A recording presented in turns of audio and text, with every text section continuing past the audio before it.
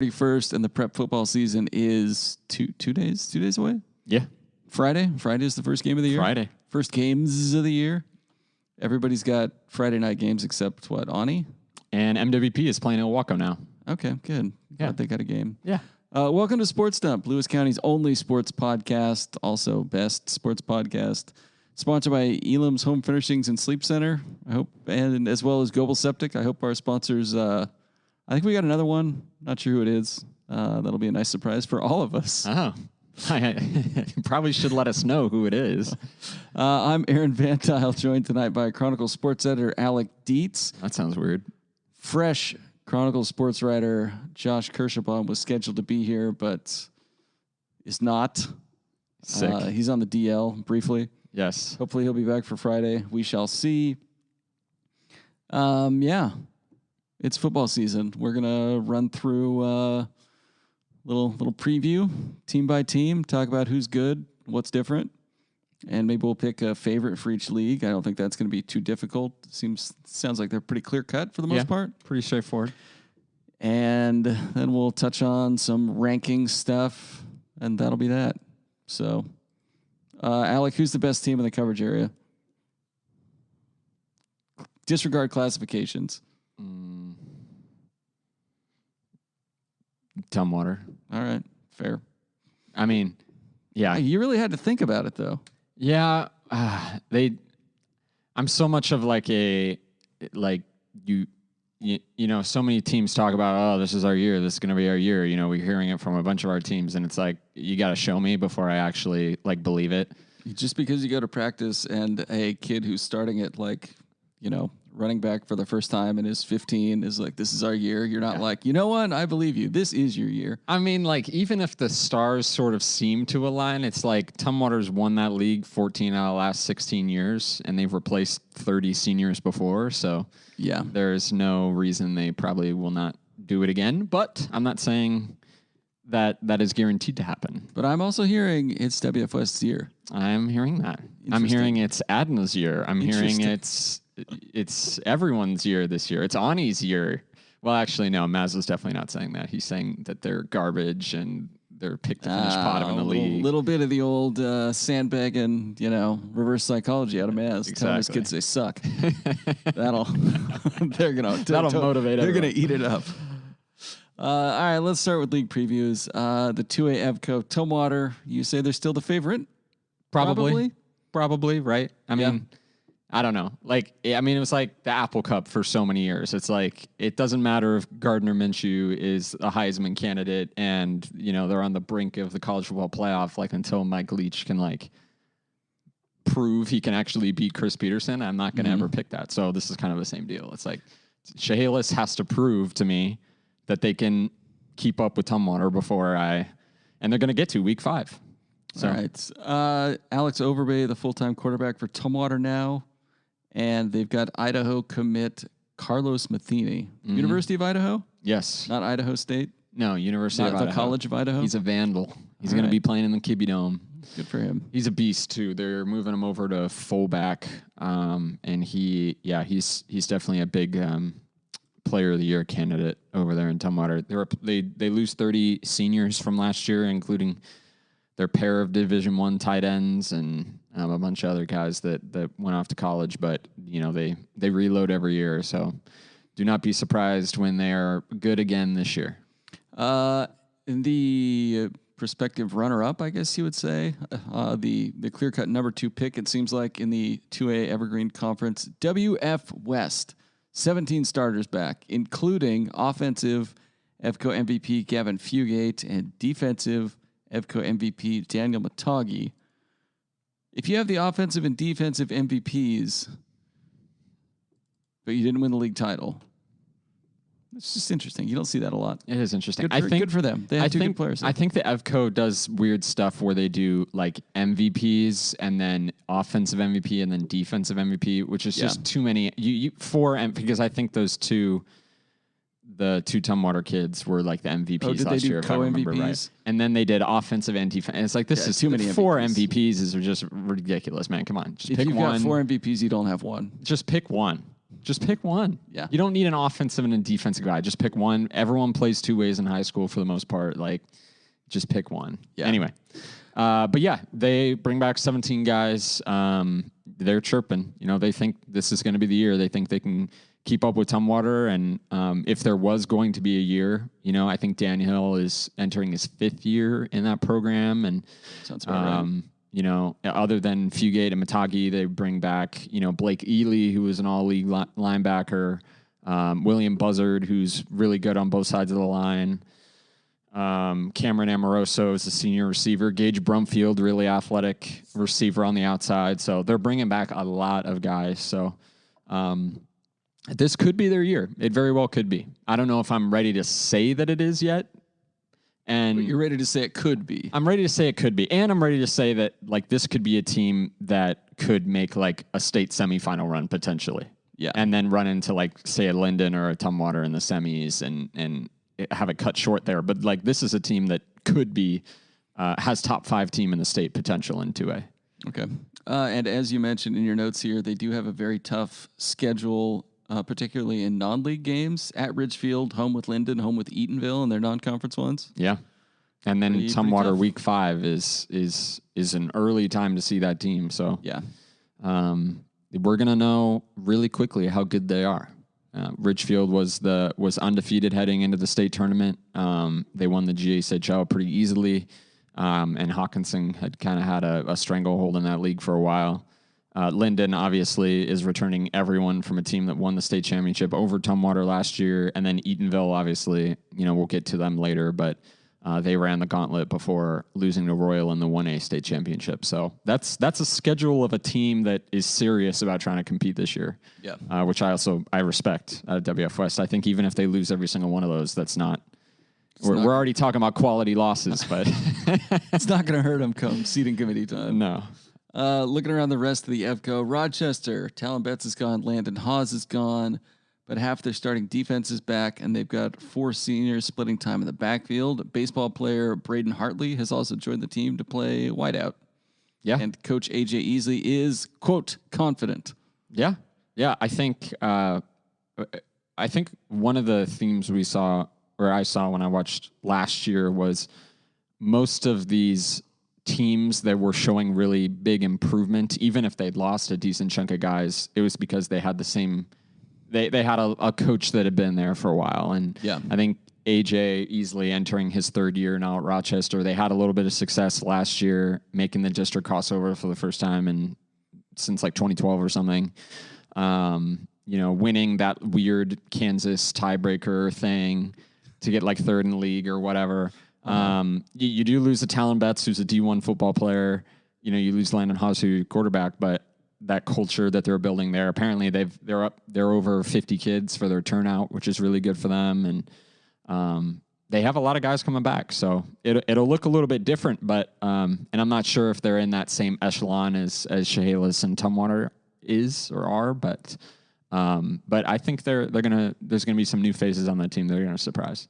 Yeah, Easley being back for his 3rd year, that does make a big difference, I think. If you stay in that position for a while, you're able to build the program up, you get more kids coming out, you get continuity in things. And Right. Rochester, before Easley, they'd had, I don't know, 8, 9, 10 coaches in 12 years or something like Right. that. I did the math one time, and this was like 5 or 6 years ago, and it was like 8 and 10 years, something, just Right. an insane number. Real tough to keep it. You just can't succeed Yeah, that and way. keep kids interested. And especially when you're in Rochester's floated between 1As and 2As in an independent schedule over the last 5 or 10 years too. So yeah, good for Easley. I'm glad he's there. I'm glad they're, you know, hopefully building something. Good for them. Yeah. Speaking of building something, Centralia has a new coach, and how's he handling having 3 more guys in the field? Yeah.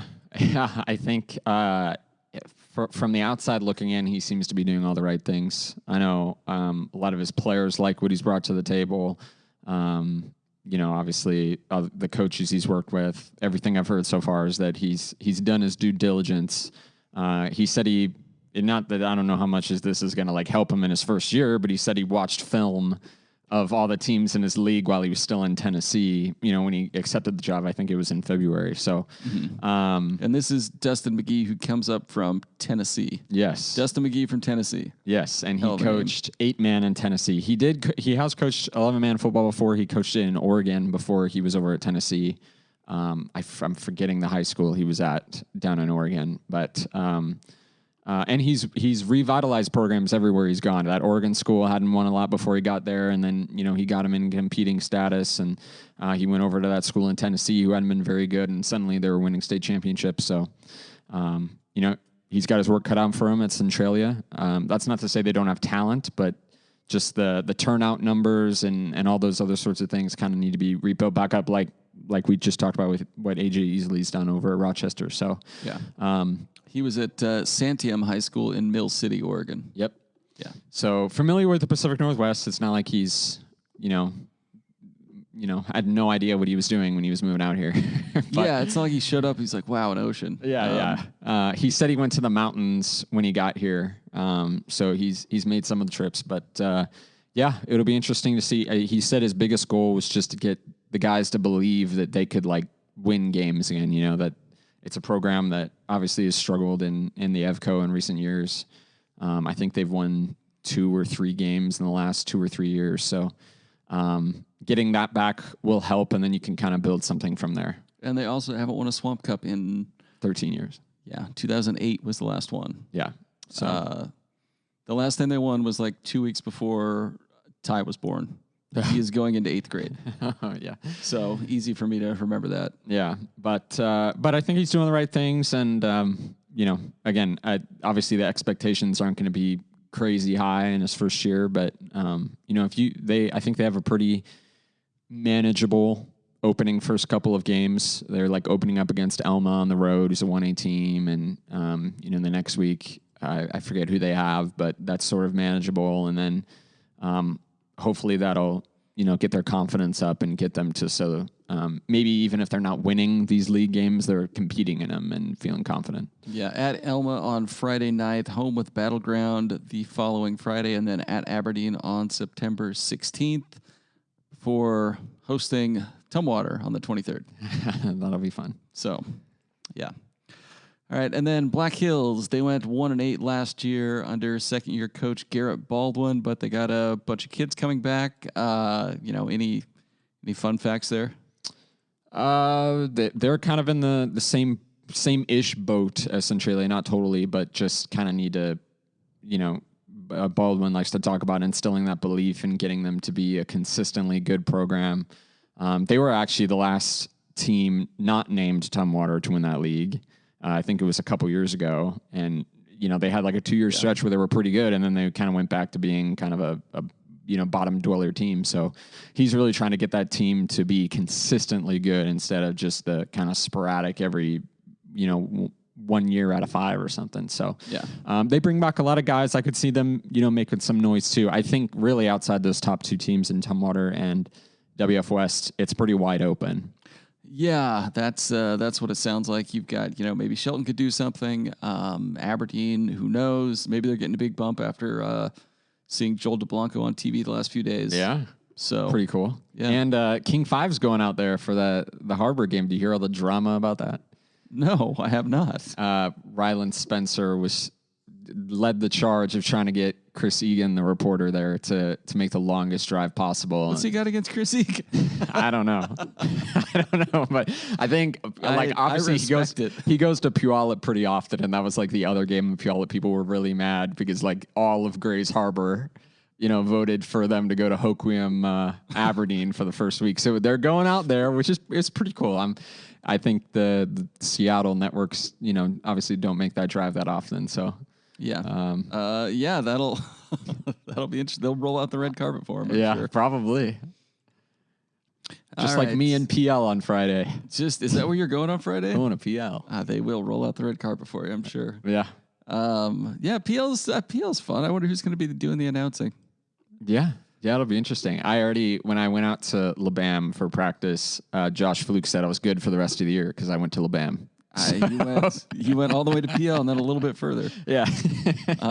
Yeah. No, PL's cool. Covering a game in Menlo is pretty cool too. Got a nice setup out there. Yeah. Just nestled up against the trees, and there's like a house that people at the house just kind of like walk through the forest onto the like backside of the field. That's cool. Yeah. 1A Evergreen. Tenino got a little hype. SB Question Nation's mark? Todd Mills likes the Beavs. SB Live, not SB Nation. Yeah, SB Live. Kerry Nagel also likes his Beavs, and they think they've got all the pieces to make a deep run. The elephant in the room, of course, Takari Hickle, all-area MVP, just a monster. The guy who led the way when they scored 80 points in a playoff game and needed every one of them. Ran for over 2,000 yards and probably the best D lineman in the 1A ranks, maybe? Close? Maybe one of the better ones in the state, period. He's not there anymore. Nope. And Eatonville is also really good. So can Tenino compete with Eatonville as they did this year? Kerry Nagel says so. Went out to practice, and they bring back. I think he said they bring back 18 guys, 17 guys. So they bring back their entire line, which when you're running power T, that's pretty important. Mm-hmm. Dylan Spicer is a stud back there, and he's going to kind of get the lion's share of the carries now.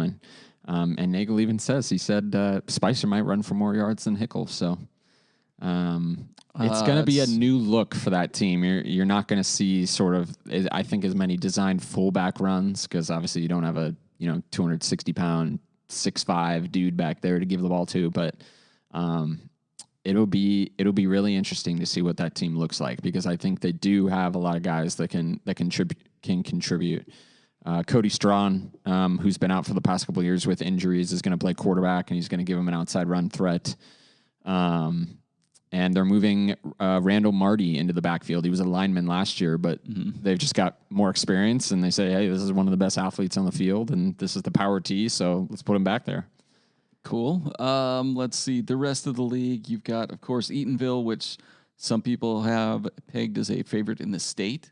Yes. And then you've also got Montesano, who finished third last year, and I'm sure they are not happy with it. So yeah. Could be an interesting season in the 1A Evergreen. Yep.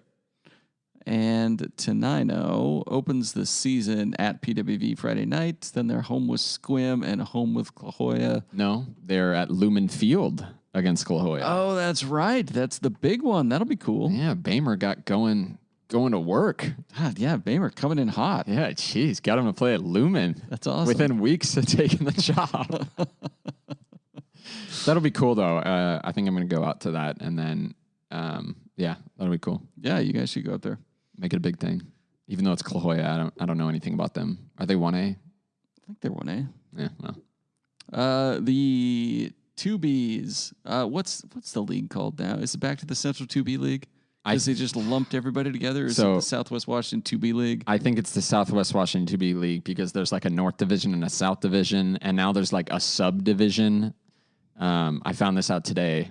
Toutle Lake, North Beach, Chief Leshai, I believe, and then one other team are forming like a lower division where they kind of all play each other. The Central 2B League for teams that can't play football good and want to learn to do other things good too. Yeah, or just, I mean, like obviously Toodles really struggle with turnout. All those schools have probably struggled with turnout. North Beach had to cancel their game. They were going to play Owako this week, and they just didn't have enough people, and I don't really blame them if you only have 12 kids. You don't want to play Ani or Kalama or something, or Napavine, I don't really blame them. So there's like a subdivision, and there's like the North and the South. I think. Well, I hope we find out at some point. Anyway, favorite in the league, it's Napavine. Yeah. They went to the state championship game last year. They're replacing some pretty big pieces. Gavin Parker and Keith Olson among them. Also, Lucas Dahl was pretty good, if I remember right. Shannon, yeah. They had some dudes. They've got some new dudes. Some of the same old dudes, too. They're going to be fine. Ashton Demers. Some hot takes incoming. Yeah. Ashton Demers is back at quarterback. Deacon Parker, Gavin's little brother, looks pretty good. What's he playing? Running back? He's a lineman. Oh, is he? Yeah, he's big. Stanley's Cale Stanley's the kind of their scat back guy, right? Yeah. Well, and he's like small, but he's like stocky, you know. Well, he's a Stanley. Yeah, obviously. So he's going to slot into that tailback role. We know for a fact they're going to have some freshman, sophomore kid that's going to kind of step up into that backup role. It's going to get a bunch of yards. And, they got new guys on the outside. James Gross is going to be a player to watch on the outside. Colin Shields, who was the backup quarterback last year, is moving to wide receiver. And he had a really good track season for Napa Vine. So, and you lose Keith, and obviously that's a big loss, literally and figuratively. But they'll be fine.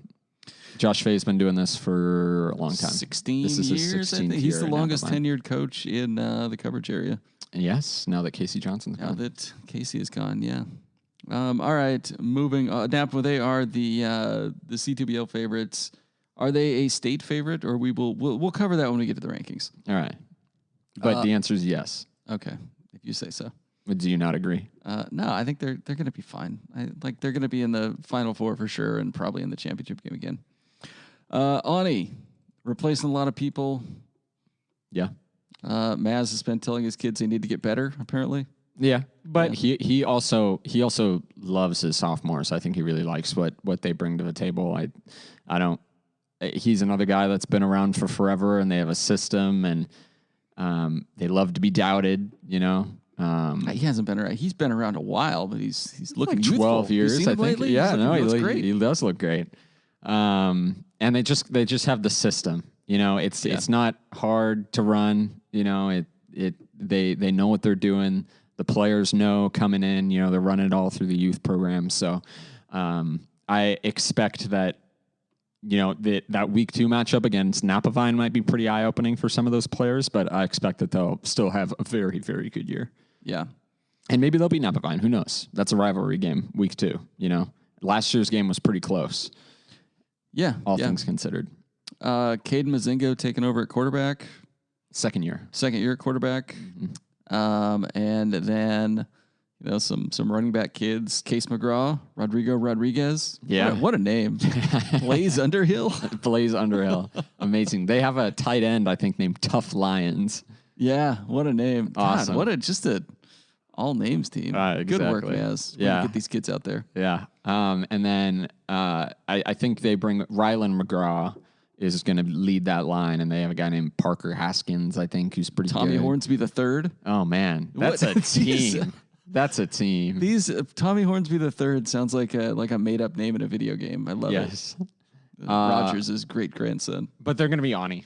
I would not be surprised at all if they're in the state semifinals again. Yeah. All right, moving on. Toledo, sneaky good, pretty good. Is Jeffrey it sneaky Glass. anymore? If they're sneaky every year? Yeah, I mean they're always in that in the conversation of being a state team and maybe being in the quarterfinals. And then they make the quarterfinals every year. Yeah. Jeffrey Glass is gonna get a lot of touches. Yeah. Austin Norris is going to quarterback. He was a split end last year. Zane Raney is back, and most of their line is being replaced. They're going to be fine. Yeah, Mike Christensen knows another guy who knows what he's doing. You know, I think most of the coaches in our area know what they're doing. All of them. Adna, speaking of new coaches, well, I guess not new coaches. Speaking of coaches who had previously been here a long time, Adna's got a new coach. Yeah, Jason Dunnigan, longtime Adna guy. Yep. I think he's been on the staff for... He said he'd been there longer than Casey was there. So he's seen everything. Seen some things. He's seen some things. And this is going to be a 1-year arrangement. Mm-hmm. He's going to step down after this year. His son's graduating. Yeah. But he just wanted to make sure that this team didn't have to install a new system and stuff. They have a pretty big senior class, so trying to make one last run with the senior group. And they've got a lot of guys who have a lot of game experience, but haven't won probably to the level that Adna normally does. Yeah. So it'll be interesting to see if they can take that step this year. I think they're another one of those teams that is saying, hey, this could be the year, this could be the year. And, they got to prove it. And they get to play Napa Vine week 1. So there's your chance to prove it. Lane Johnson back at quarterback. Jackson Dunnigan, Seth Meister, some pretty good players back from last year too. PL Willapa Valley, where you went to see him in LeBam. Yeah. What did you think of LeBam? I like a lot going on there. Not a lot going on there. That's how they like it. Elementary school was incredibly abandoned. There were like smashed windows and stuff, but it's fine.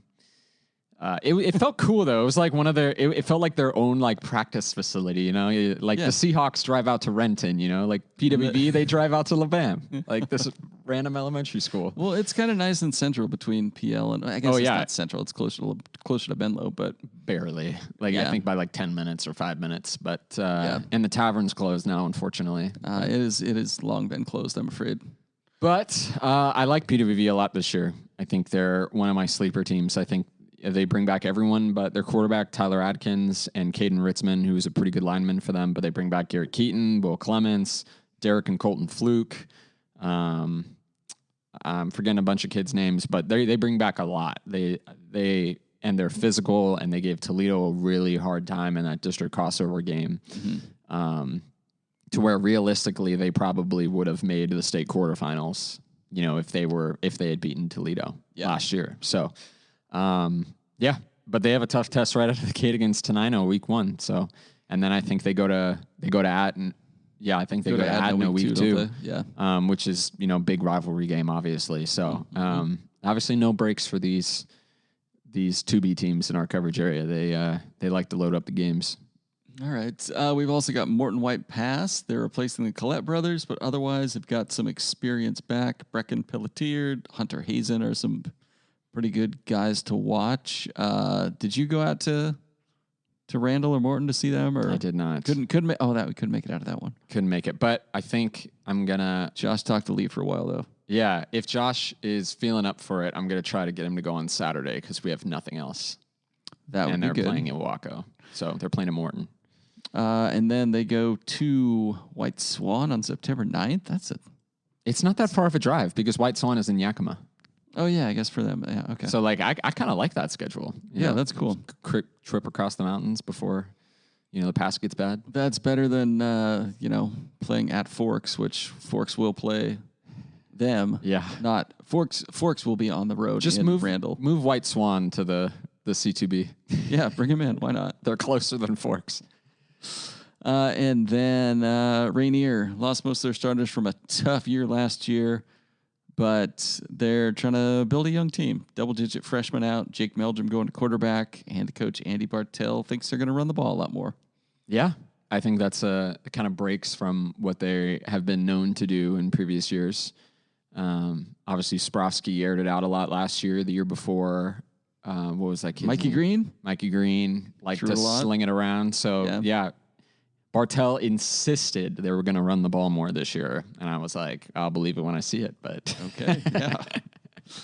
I watched that Toledo game where Sprofsky threw like 60 passes and had like 7 touchdowns and they lost.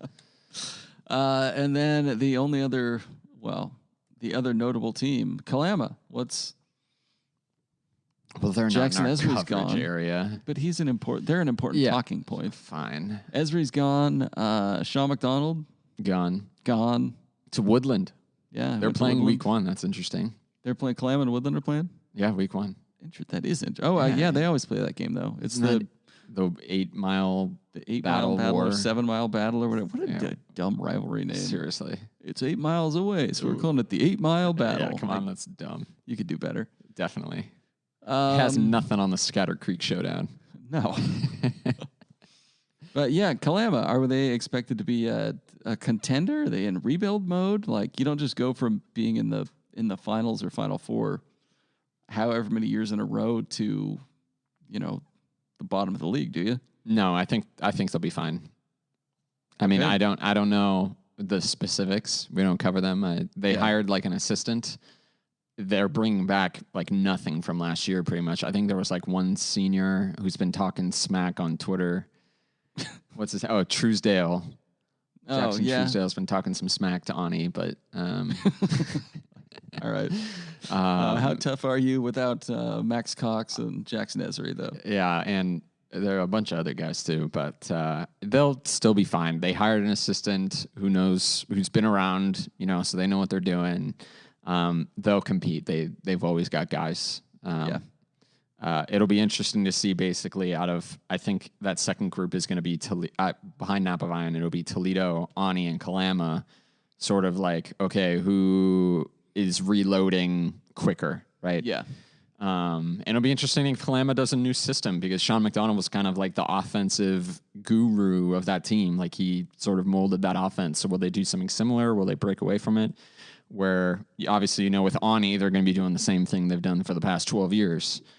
And everyone knows they're going to do the same thing they've done the past 12 years. And Toledo is going to be doing really similar things. So I do think that's going to hurt them maybe a little bit, but I could be totally wrong. I also think with Kalama, a little bit of is a matter of it's a personnel issue.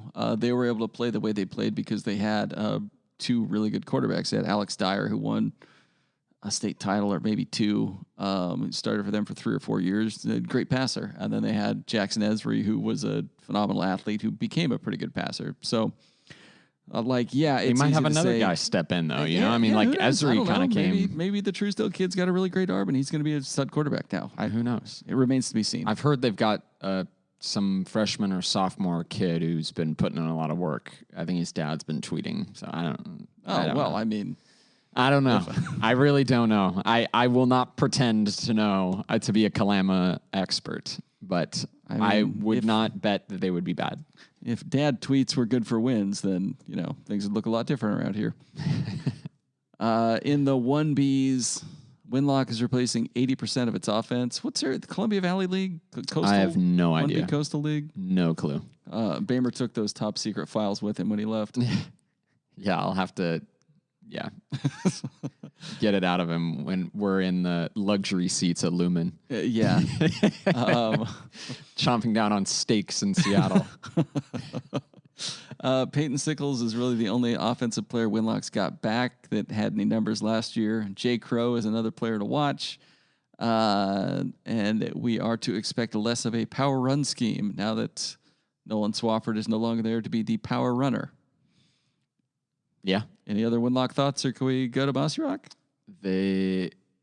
Winlock's I think they bring back 4 guys that really played a lot. So it is 8-man, so that's not as significant a number as it would be for 11-man. But, and Ernie's another guy. Ernie Samples has been there for a while. So I have no doubt that they'll replace and figure some things out. But I don't know. I don't know where they sort of shift in that league between them, Nassau, and Mossy Rock. All right. Mossy Rock, maybe a sleeper we've got on the notes. They've got the Kolb boys back. They look more comfortable than ever. They gave Nassau a good game and Winlock some tough matchups at a jamboree last weekend. Were you at the jamboree? I was at that jamboree. Was it sweet? It was sweet. Cool. It was pure 8-man, run 10 plays, and then switch sides, jamboree fun. Awesome. But Mossy Rock looked good. They scored the most touchdowns. I think they had 3 against Nassau's first team defense. Oh. The Cobbs are it's gonna be not that they're completely that offense, but it'll be the Cobb show. Keegan is one of the best athletes in the area. He's apparently bulked up a little bit, so he looks a little bit stronger and can kind of break through arm tackles. And Easton, the quarterback, is a bit more comfortable, running that 8-man scheme because last year was their first full year in 8-man. So getting firmly into that 8-man system. Zach Munoz is also pretty good out there. They're bringing back a lot of guys on their line. Marshall Brockway is on their line, and he's a good football player. And Sage Greason is a really good back. So, they're sort of in the opposite situation of Winlock where they're bringing back a lot of guys from last year. And I'm not saying they give Nassau a run for its money yet because it's the same we were talking about before with WF West and Tumwater. It's that's been Nassau's league forever. And you got to prove it to me first before I'm picking you. Yeah. But they could. I think the potential is there. All right. What about Oakville? Oakville. They I saw they've got Eddie Klatouche playing quarterback. Yes. I heard a rumor he transferred to Chehalis, but it does not look like that was his cousin. Okay. Tyler Klatouche. All right. Who's a basketball player. Yeah. Come on. Okay. I'm sorry. Keep I got up the here. Klatouches mixed up. Jeez, come on. Why would Eddie Klatouche, the man who dropped 50 points in a game, leave Oakville? That's what I was wondering. Fighting acorns. Anyway, so he's playing quarterback. Ashton Boyd's playing running back. They're bringing back most of the guys from last year, but obviously a tough year last year. They had major turnout issues just because first-year coach, and they didn't play during the COVID year. All the things we were talking about before with what Rochester's kind of struggled through with a bunch of coaches. Skylar Davis is entering his second year as the coach there, and they have better turnout this year, but he's still kind of got to build that up. And they're only playing road games pretty much for the first month and a half of the season because there's construction going on at Oakville, and they don't have locker room facilities. Well, that's unfortunate. Yeah, so they are actually not playing this Friday. They open their season against Lake Quinault next weekend. I believe it's on a Saturday, and it's on the road. So all right. They could be improved. I think they got a lot of guys. Obviously, anytime you go through a year where you only win one game, I think they beat Tahola. That's going to leave them motivated. So I can see them reckoning together a couple of wins, but they are probably a couple years out from being able to compete with the top of the league. Okay. Time for an ad break. When was the last time you ran into a Goebel Septic sanitation station? It's been a while. I haven't covered a game in a while. That's where I always see him. That's one of the signs that fall is upon us is you start, cozying up to that Goebel Septic. Yep. It gets cold outside and I need a moment. I got to find myself a portable sanitation station provided by Goebel Septic.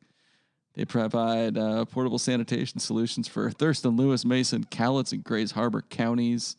Septic pumping and inspection, riser installation, commercial septic pumping. Of course, the ever popular grease trap services. They've really got it all. They really do. Portable sinks, even. If you want to, maybe just those are just fun. Yeah. Visit Goebel Septic, GOEBEL septic.com, or give them a call 360-736-2167. How about some other sports things to watch? Do you want to do football rankings first, or do you want to? Let's do these real quick, and then we'll get into some rankings. All right. Volleyball. We got a favorite. Is it Masaryk? Masaryk's going to be good. I think they had the 2-1 set lead in the state championship last year, and they dropped the fourth and fifth set, unfortunately, to finish as the runners up. But they bring literally everyone back. Peyton Torrey, Paige Hodling, Haley Brooks. Yep.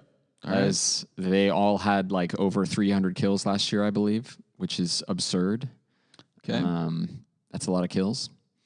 And yeah, they're going to be good. They're going to be really good. That's kind of all I got. They bring back everybody.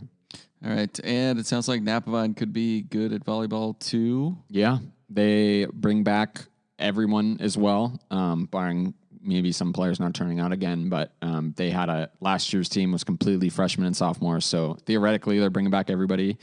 And they got the Hamilton sisters from Ani transferred over there, which would be interesting. I heard one of them got injured, though, and might not be available this season.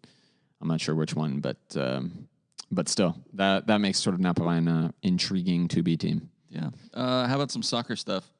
Yeah, soccer is the sport of new coaches. Okay. The list is absurdly long for the amount of new coaches we got. Dave Montgomery. Got 6 teams. It can't be that long. It's like every single one, basically. Dave Montgomery's taking over at Tenino. Patrick Richardson's taking over at Adna. Noel Vasquez is taking over at Centralia. Toledo has a new coach. Winlock has a new coach. Who else has a new coach? That might be it, actually. But that's a lot of guys. Yeah, that is quite a few. So it's going to be interesting to see how it all shakes out. I watched the battle on the blacktop. Tenino, Centralia, WF West, and Napavine all went. And WF West ended up winning it. They won the championship game over Centralia in PKs, which is kind of significant because Centralia hasn't really been able to keep up with WF West like that in recent years. So they gave them a game. They had the early lead. They had the 1-0 goal lead. So we'll see if Noel Vasquez can kind of spark some new life in that Centralia program. And WF West has Cam Sheets is back for her senior year, and she's probably one of the best soccer players in our area. So Yeah. It's going to be hard for WF West to overcome Tumwater. They bring back everyone in that league, but those are and Tenino, another team that's lost a bunch of people. Adna's lost a bunch of people. Toledo lost a bunch of seniors. So all of those teams with new coaches are going to be looking to reload really fast. All right. Before we jump into rankings and grid picks to wrap this thing up, we got to talk about Elam's Home Furnishings and Mattress Gallery. It's just not the same without Trent. I know. Asking him about his new chair, he really made the most out of that chair. I helped him move that chair. Wow. He asked for help moving, and I helped. It was a nice chair. It was really nice. When I picked it up, I felt like I was picking up a pillow.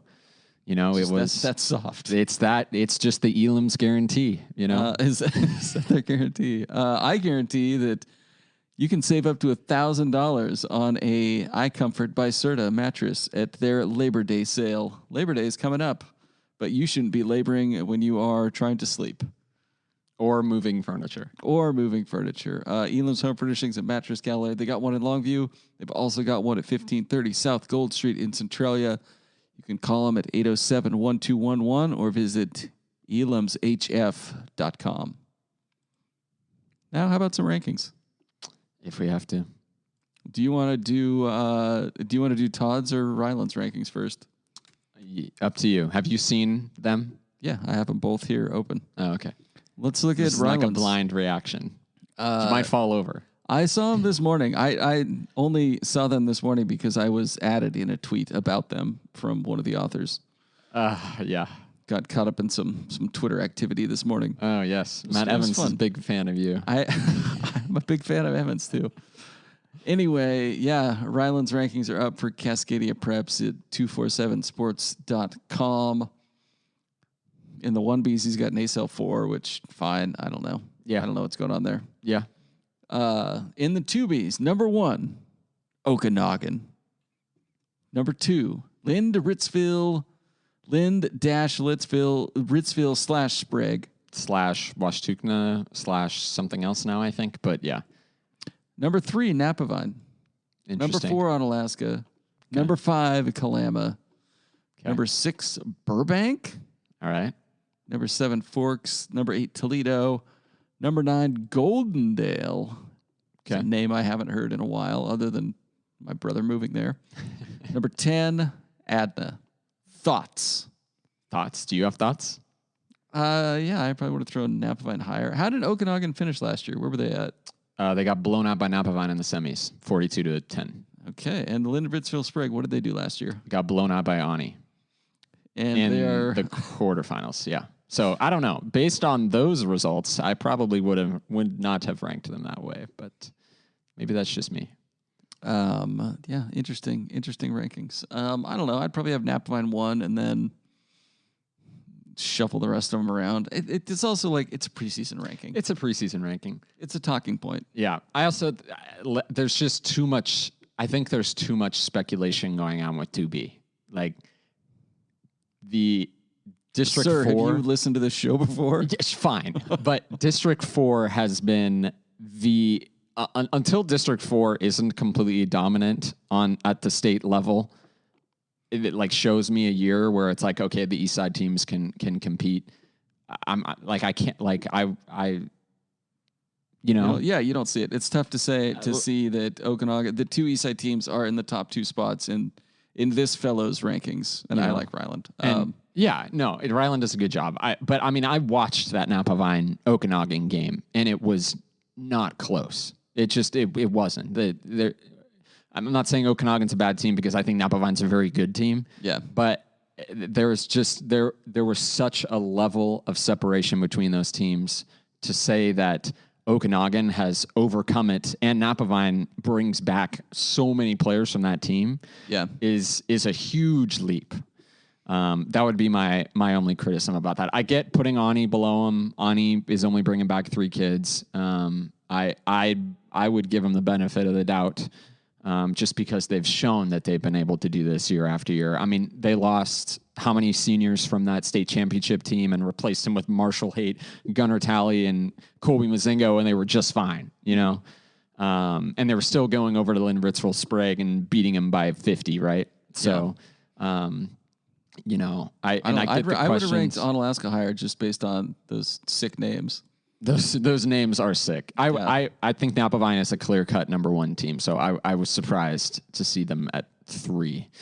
I do think Keith Olson's a big loss. I think Gavin Parker is going to be a bigger loss than people recognize, but I also think that team is just loaded.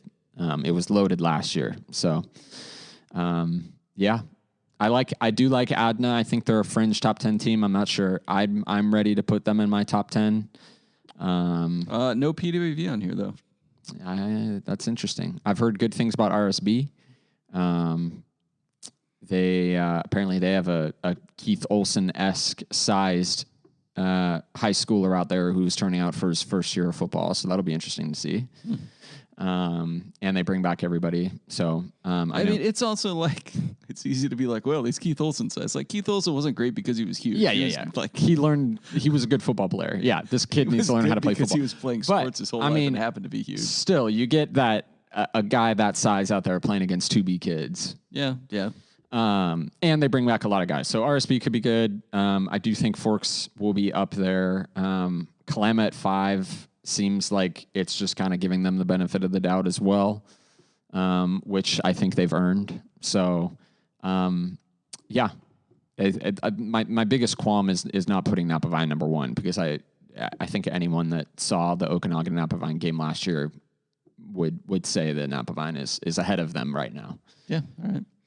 I don't know. Wait till Onalaska gets his next transfer student, and it's like Harambe Lannister the 5th or something. Yeah. And he's like 6'8", 350 pounds. And he plays fullback. In the 1As. They've got some good names over the years. I mean, even like Marshall Haight, like Gunnar Talley, like... Rodrigo Rodriguez is such an awesome name. Blaze Underhill might be name of the year. Yeah, that one was pretty good too. He's got to be fast. If he's not fast, I don't know. I don't know what to do. In the 1As, Eatonville 1, Royal 2. No Tenino. No, Tenino's 10 in this one. And then Montesano is a mentioned team along with Connell, Castle Rockland, and Christian. Okay. They must have switched that from last night. I think Tenino wasn't on there. Yeah, Tenino at 10. Good for them. Yeah. Hopefully they can stay there, maybe even move up a little bit. Yeah. And like I've said, I think Royal is another team that has sort of proven that they deserve the benefit of the doubt here. So yeah. They're my number 1 team until someone can prove that they can beat them. That includes Eatonville. All right. In the 2As, they've got WF West at 6th, Linden's 1 and Tumwater's 2, which, you know what, that sounds appropriate. Yeah, I think, again, WF West probably would be, I would put them in like 9 or 8. I need to see them, play against these good teams and beat them before I'm ready to say that they're 6th. But I also know, Ryland said this yesterday. This wasn't necessarily like a preseason list. I know that they predict.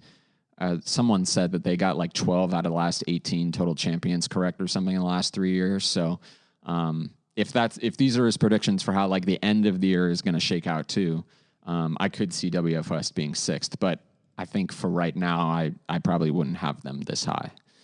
Yeah, there's definitely some they need to prove it going around, but I think they could be a top 6 team within a few weeks. Could be. How many do they need to win in their first 4 weeks? Because, I mean, they got the gauntlet. Do they need to win? Because if they say they lose to Ridgefield, Linden, and Tumwater, and they beat Eatonville or something, and then beat everyone else in their schedule, are they a top 6 team? It kind of depends on how Ridgefield does. Right. So yeah, the Ridgefield game's going to be like a what's the acid test? Yeah, whatever you call it. I know what you mean, but that'll be interesting too because it's like how much do you want to judge these teams based off their week 1 game too? It's like a ton, all of it. Oh, okay. The whole season comes down to week 1. You're right. Knows that. You're right. We need to be talking about who's in the playoffs week 1. Yeah, exactly. Just like college football. Oh. Alabama beating up on Miami in the first week is guaranteeing them a spot in. What does this do to their playoff resume? Is that your Paul Feinbaum? Yeah, that's my generic. It is our jobs to say the C2B is is the SEC. Like we're like the Paul Feinbaums of the C2B, right? Like that's our job. So and like it's kind of a bit, but it's also kind of not. Right, exactly. Let's go to Todd's rankings. I like Todd's for the most part. The only thing I don't like is it took me forever to find them because they did this top 50 teams in the state thing, which didn't take classification into account, which always bothers me. Yeah, I don't know how much I like that either. Like, I don't really care if you think Linden is better than Bothell or whatever the case is. Like, yeah, who cares? Like, I get that it's play. like it's just a method of conveying preseason previews and stacking them up in a new way, right? And but they cover every team, so that's a way to get the 4As, 3As, 2As, 1As. Where obviously we don't have that. It's in easier the for us to do 2Bs. What about the 1Bs? I'm not going to look those up. Well, Mossy Rock and Winlock are on the outside looking in, is what he said, of the top 10. Well, Todd has Napavine at number 1. Todd is correct. Surprise. Todd, big Napavine guy. Big, he reads local. Yeah, he's been reading all our previews for a long time. Congrats on your correct pick, Todd. Yeah. He has Okanagan 2, I believe, and Lindritzville 3rd and Ani 4th. Okanagan 2, Lindritz. Oh, he's got the full name here. Lindritzville, Sprague, Washtuckna-Colotus. See? Broncos. Yeah. They got 5 teams Ani can burn to the ground when they go over there this year. Todd rolled in with receipts. Yeah.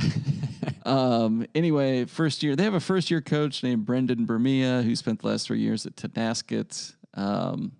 Okanagan or? LRSWK. Oh, they got a new coach? That's interesting. It's interesting that everybody's got them so high when they've got a first-year coach and all that. I know they bring back people, but they didn't beat anyone last year. Yeah, well, we'll see. Well, they did go 9-1 last year. Yeah. Which, if you go 9-1 and then like you're not, they didn't go win far in the playoffs. They didn't win a game at state. Yeah, they lost their first matchup. That tells me your season, like your league was not strong. Yeah.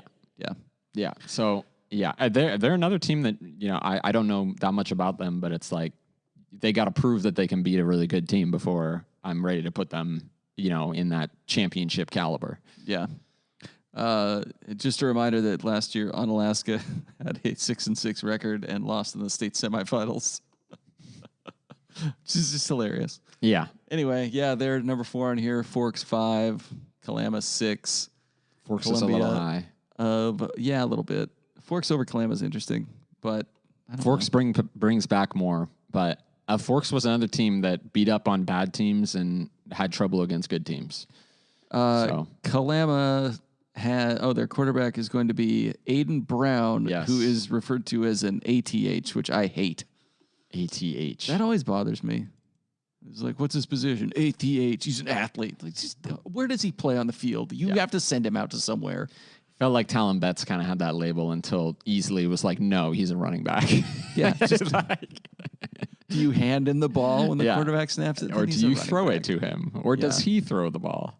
Like, don't try to make this into a new thing. Yeah. Anyway, Toledo 8, Davenport 9, and Goldendale 10. That's all fine. And I think he has Adna and RSB looking in. Yeah. Next in line. Not PBB. Adna and Peel Valley next in line. Along with Liberty.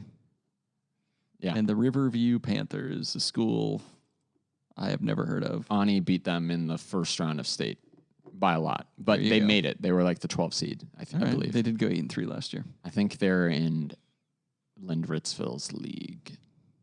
Or Okanagan's? I think they're in Okanagan's league. Yeah.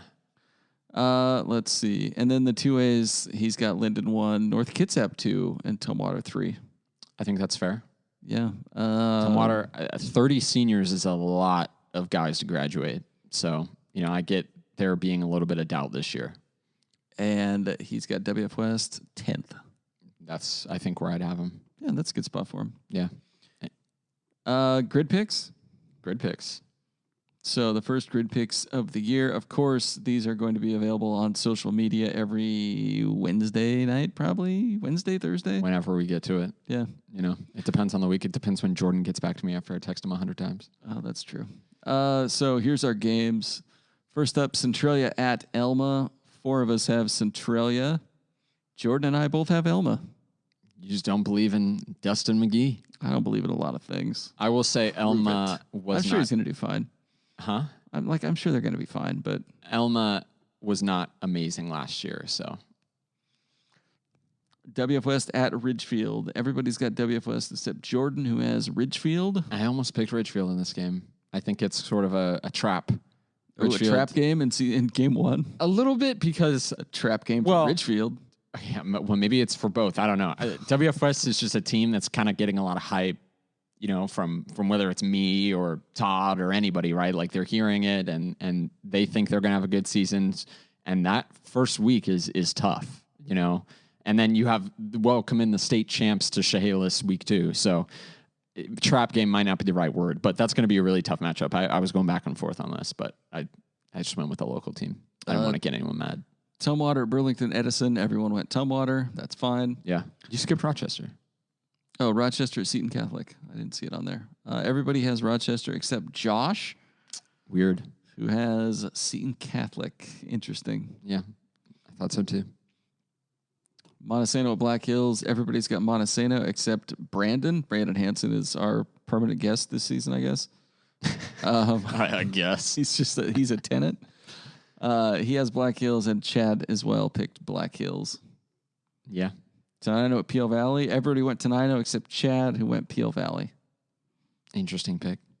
I remember I asked Chad, and he was like, there's no way Tenino wins that, right? And I was like, they were 1A, and they made the quarterfinals last year, so they should. Yeah. Toledo at Raymond South Bend. Where are they playing this at? South Bend. South Bend's got that new swanky turf football field, so I think they play all their games there. Hell yeah. Nice. So that'll be interesting. They're getting hype. Everybody's got Toledo in this one. I like Toledo. I like history. Sure. Rainier at Wahkiakum. This is the place where we remind you all that Wahkiakum. Tough place to play. Real tough place to play. I haven't cracked one of those open in quite a while. Everybody's got Wahkiakum except Brandon and Chad, who have obviously forgotten that Wahkiakum is a tough place to play.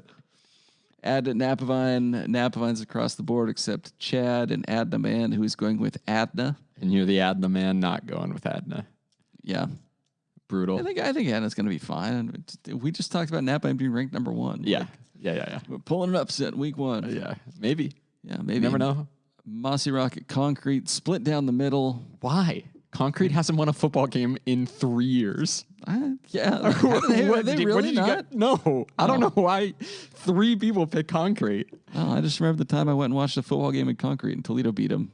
And it was really good, but that was like 8 years ago. Yeah, so they haven't won a game since 2019. They haven't won a game since. Tudor Lake, I may regret that pick. Tudor Lake at Winlock. Everybody's got Winlock except Brandon, who went with Tudor Lake. They're an 11-man team. I think Winlock beat them last year, though. So yeah. And then on Alaska at Oroville. I heard they're playing this in... they're playing it at Cascade High School. Is that in Leavenworth? I think so. Man, are you thinking about Maz and Lederhosen now? No. Were you? Nope. Well, now I am. And now you all are. If you're going to run the football. That's it for grid picks. Morton White pass Nowako. We got to squeeze in there off the cuff. Morton White pass. I got MWP too.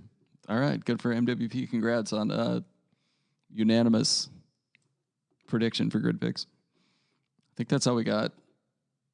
The prep football tab is in Thursday's paper. It's 8 pages. There's a lot of good stuff in there. It's cool. It's a whole another sports section just full of all the football It was stuff. a lot of work. Please read. Yeah, read it and then tell Alec what you thought of it. You don't have to do that. We are going to wrap it up there, but we will be back next week. We'll probably also... Are we doing guests this season? You got to organize it. I got too much on my plate. Oh, you do not. Yes, I do. You're gonna organize the guests. No, this is your thing. You're the host. If you would like to be a guest or recommend somebody cool that maybe we could bring on for an interview or something, drop one of us a line on Twitter or something. That's all. Thanks for listening, and we'll talk to you next week.